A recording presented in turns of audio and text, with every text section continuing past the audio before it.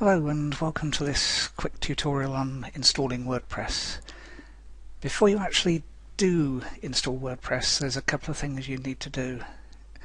The reason for that is that WordPress is very popular. It's reckoned that around about 1 in every 6 news websites are using WordPress. In turn, that means it attracts hackers. If you remember, back a year or two ago, Apple were claiming that the Mac never got hacked. Well, the reason for that was that it wasn't big enough in the market share, and as soon as they started increasing the market share, hackers and virus writers and spammers and all sorts of things found it worth writing stuff for Apple, whereas before it wasn't worth the effort. Same goes for WordPress. Because it's popular, it just attracts people, and because there's so many sites, the law of averages says that they can get into at least some of them, especially if you're careless. So, a couple of things that you can do to basically reduce that dramatically. First is don't use admin as your username.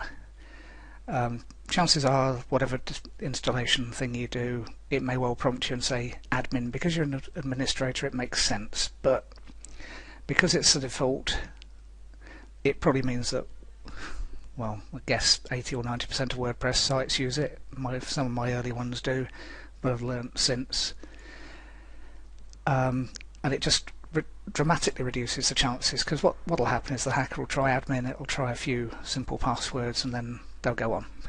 There's also other things which we'll show in one of the next tutorials on the plugins that you can do to get extra help, but help yourself by don't use admin. Just don't use your actual name either. Use something that you'll remember or that your browser will remember, and don't make it related to the site either, because again that's easy to guess. So it could be a pet's name, anything like that.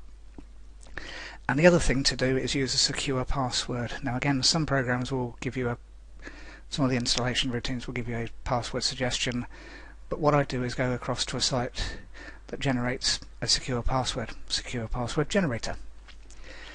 I'll give you the URL for this in a PDF that goes with this course. A couple of things I do. Password length, the default's to 8.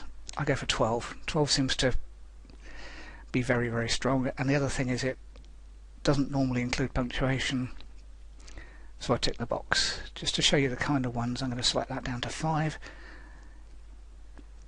and it'll generate passwords for you, and you can see there that they're pretty unguessable.